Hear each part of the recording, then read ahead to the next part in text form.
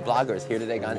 Like, I'm gonna say, so I'm gonna remove the three of us, but you're kind of a bridge to this. But Fern and I were not born in the blogosphere, and Pandora, you were like not really born in the blogosphere. So three of our 6 people, 50% of the people at this table are born in the blogosphere and have created incredible careers and are dynamic personalities and are admired and respected. But let's talk about the distinct differences between the sort of old guard and the old media and the new guard and the new media. What's the entry point for this conversation, Nicolette? Oh my God, there's so many things. I don't even know where to start. I think it's, first of all, bloggers aren't going anywhere, so everyone needs to get over it. But Okay. they're not going anywhere. That's not to say that there are way too many bloggers at shows. I think there are a lot of superfluous people in general. I think there are a lot of people who don't serve a purpose at shows, and that sometimes includes me. Wait, why don't you serve a purpose at a show? There are some shows that are not part of my market. I'm never going to cover them, and I mean, I certainly Is that pug yours, by the way? That pug is mine. Okay, How do you know about my pug? I've never read your blog. Oh my God, that is my pug. But I think that there is a really, really interesting conversation happening on blogs, and I'm really curious about how people are using blogs as not an extension of traditional media, but as an alternative to traditional media. And that's, I talk about plus size fashion. That's not happening in the mainstream. It is a little bit more now, but we're not seeing plus size spokespeople or clothing in all mainstream magazines. And so to have a platform where I can talk about that and shop the market and share resources on a blog is really important to me. And I think that's the same for petite bloggers. It's the same for girls of different ethnicities who don't see themselves represented in mainstream media. Even when we talk about like modesty in fashion, there's an enormous community of Mormon bloggers who They're very wealthy too, yep. Right, and also Muslim bloggers, also Orthodox Jewish bloggers. So it's connecting with groups. Yeah, and I think that's a really, really important conversation that is happening online, and that does give a lot of credibility to why bloggers do need to remain part of this conversation. Yes. Is your audience all plus size? No, not entirely. I think what's been really interesting is that I've been able to catch a really diverse audience, and there are a lot of people who are just inspired by someone who's not the norm having a role in fashion. And I see that even with my column in Marie Claire. I only talk about plus size fashion, but the women who come up to me on the street, and sometimes men too, it's people of all shapes and all sizes and all experiences who are just really happy to see someone say like, oh, I can be something else and still have fun in fashion.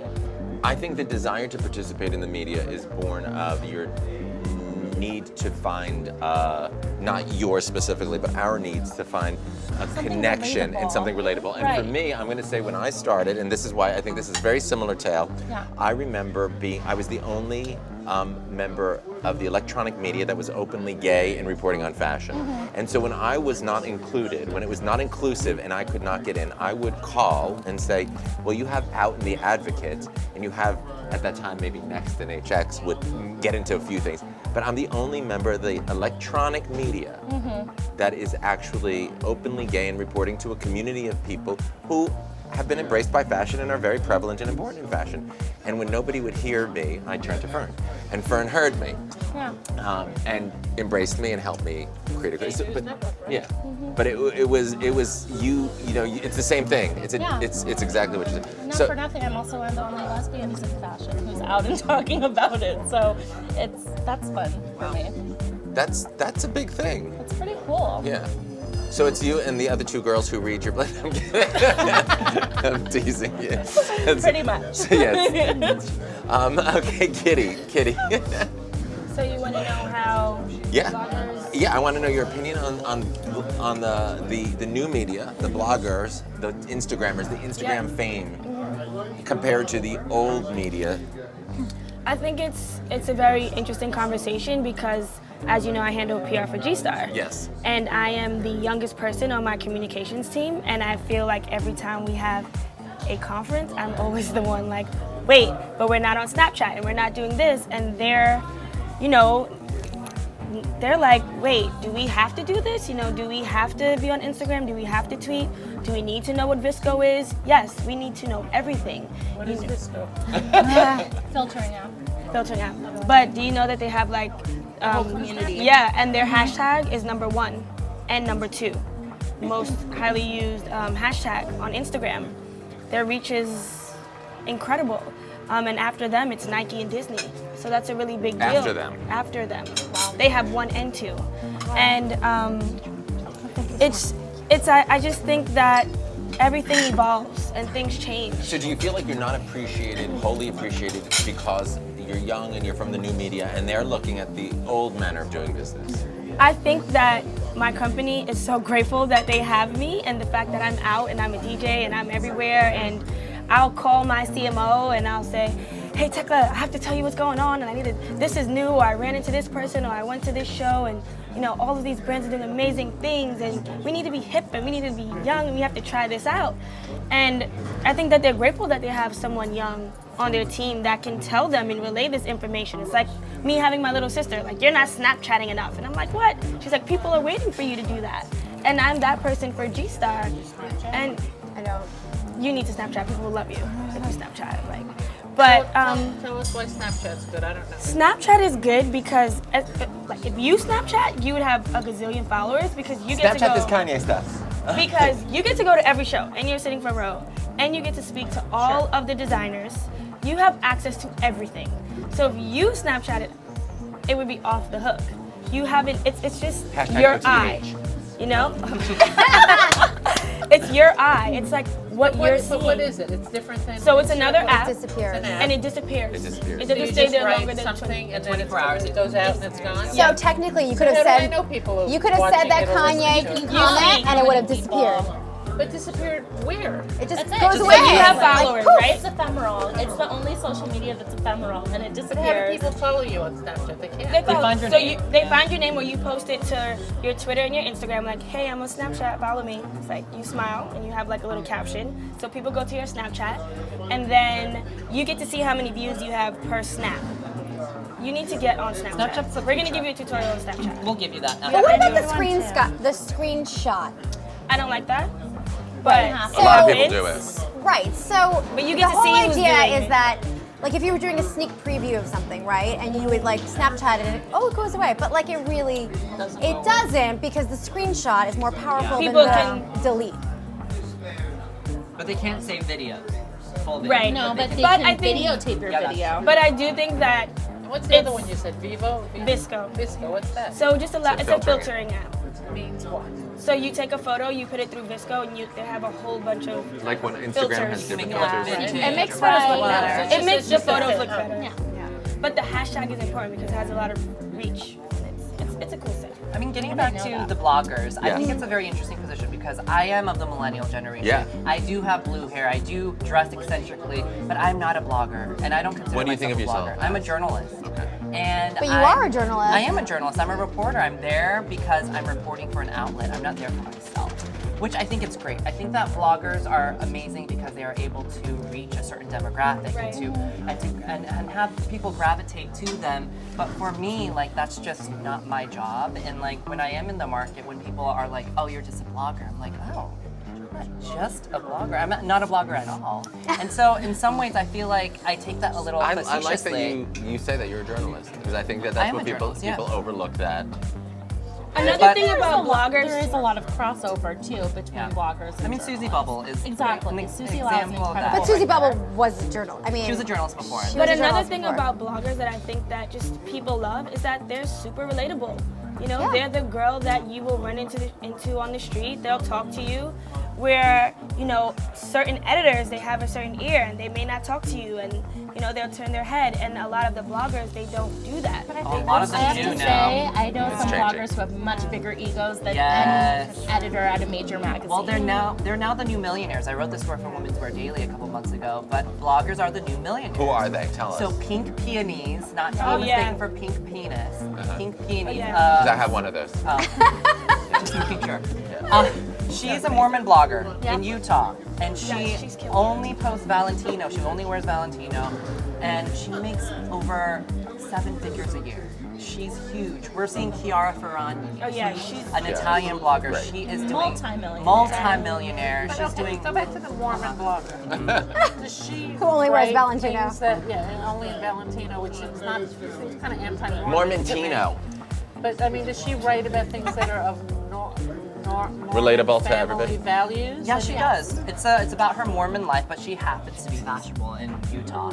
I think she's 21 or 22. She's already married. She was married like 2 years ago. Does her husband But- have like several wives? No, he doesn't. Yeah. I don't know. She doesn't broadcast that. No. But it is a very, doesn't. I feel like she is pretty relatable not only to Mormons, but she's also stating that, hey, Mormons can be fashionable too. But how and do you Mormons find can have these fashion. blogs? How do you find, just from hearing from other people? So the discovery talking about it? process. He's a I mean, reporter. you start a blog. How do people find you? How do you? I mean, that's One platform it's promotes like- the other platform. exactly. Like back in the day, like 2009, it was like Twitter. Twitter. Then it was Twitter, 100%. Tumblr. And Tumblr, you'd push out all your posts to Twitter. Then it was Instagram. I mean, it's like, and then now it's It's a little Instagram, community. and then it's Instagram back to Twitter. I mean, it's a whole, it's like You also want to tab. be like maybe tagged in an influencer's photograph, so then you get like 300 more followers. Yeah. So like that sometimes works, but like for me as a journalist, as a reporter, I'm always just looking for the latest thing. I'm always on Instagram looking at the hashtags and going through that and seeing, oh my gosh, who's new? How many who's hours great? do you spend doing that? I spend probably, I mean, I can't even count. In the morning, that's the first thing I do. Me too, when I We leave all know out, that me too. Instagram is a new Yeah. bedtime story, Yeah. so that's what I do when I go to bed. It's And what my boyfriend does. It makes me scroll. crazy. Exactly. And best it's way to just, describe it. It's just life. That's just how I we feel live. like it's and- like Alice through the looking glass. I mean, you start, and then, I mean, before you know it, the day has gone by because each thing leads Yeah. to something Well, else. You just I keep think that tumbling there's- down this thing, and you There's just a rabbit keep hole. going. It's a rabbit hole. Management. Yeah. Absolutely. So let me ask you this: a lot of the you know the sort of old guard, and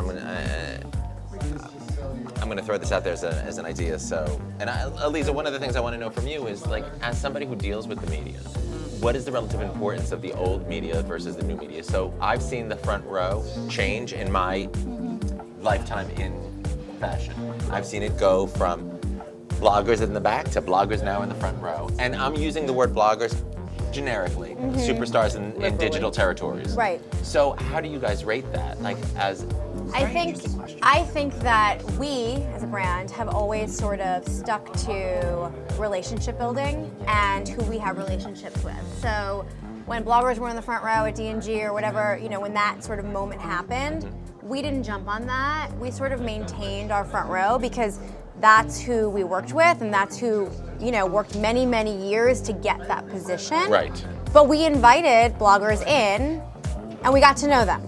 And that's sort of how we rolled, and it's still how we roll. Our front row is pretty much old guard, and then, you know, there's bloggers and there's different types of sort of media celebrities mixed in, but it's all about how people support each other and sort of why are they there? Are they there to get photographed? Or are they there to support your brand? Because I don't need someone to fill a seat. right. So it's a valuable commodity. But I think So- your brand is really good with tapping into both the Absolutely, new it yep. crowd Well, girls she knows and how to do that. downtown That's girls. Aliza. It's not just me, trust And- me. But thank we you. all believe it's you. Well, it's not. I promise you, it's not. It's not. But no, I mean, we appreciate. Like a network, and like we all know each other. Yeah, no, but we appreciate. I mean, listen, DKY in the '90s was the original street style, right? So Yeah, sure. we love that. We love that, and we appreciate that. So it's more of just like embracing tons of different people, and you know, I mean. You know, about 6-7 years ago, we had a session at the Tents when I was still involved, and it was a session with about 30 bloggers and talking to them. And you know, they were the angriest people I'd ever confronted. They were all like really so pissed off that they're not. We Included. have more readers and more people following us than those editors in the front row, and we and I'm like, but what's your fashion cred? I mean, what do you bring to the table? I mean, do you have a historical reference? Can you understand why a collection is good or bad? Do you understand what came before it or what impacts that and how that's influenced? Right. You know, I mean, So- there's a certain authority that Mm-hmm. these people in the front row The have Kathy Horn earned type of. for years and years. And I said, just because you have numbers, I said, who's following you? Is it the guy in prison? You know, is it your dry cleaner? every comment is on your website is anonymous, Well, how or do- some silly names you don't Are know you who gu- anybody are you guys is. feeling I mean, this heat was a few inside when years- she says this? Do was you a few feel like- years No, ago. I It's get not that. You good. do, I think David. there's a little bit of David, I reality sense there. David's bucking a little, and I want you to go for Well, it. no, I don't. I agree with what you're saying, but I do feel that everyone has an opinion. Maybe it's not the right opinion, but who's to say that these people who do have great sense of style, who maybe weren't privileged enough to go to a fashion school or go to fashion weeks, don't have an opinion that other people can. Okay, but I In want to. many cases, it's also not even about their opinions, but that at the end of the day, when they're posting something, there is an ROI, and there is a It's very about metrics easily now. exactly. Everything's There's a measured. very, very easily captured conversion from blogs to Is it sales. driving business? Yes. Yeah, whose business has been really impacted and increased because of those followers on the blogs? Just for instance. Well, like it could be who they're wearing. Yeah. Like who they're wearing. Like Yeah. all the bloggers They don't now are get getting paid paid. to wear people's stuff. For Yes, the most and, part. Yeah, they are. and when there's links to a specific product on Net-a-Porter, and they're embedding a tracking link into that URL, and then gaining affiliate money through whatever commission is made on that sale, and there's a real metric and analytics side that goes with that. On the business side. Even getting more followers on Instagram. We saw last season how Michael Kors got the most following after New York Fashion Week last season. That was really victorious for them because having a huge social media following now equals there's a guaranteed number of people who are eyeballing your product. I agree That with happened that. also Yeah. with Calvin Klein and Justin Bieber. Like right when he became the face, whatever, it skyrocketed. Yeah, I mean, listen, the end of the day, and I've said this a million times, billboard on Times Square, go track that ROI. Nobody can, right? You can't. How much does that cost? Millions. There's something really lovely about knowing what you Exactly. posted and what it did, and it's so trackable. The data is so there. But I'll go back pre-bloggers. When we used to get like the books from, everyone who's coming to Fashion Week, and we used to all turn our noses up. We're like, they're websites? They're not print? And now I'm like, wait, it's not going online? I can't share it? What does that mean? It's just in print? I mean, it's completely reversed. Right. Yeah.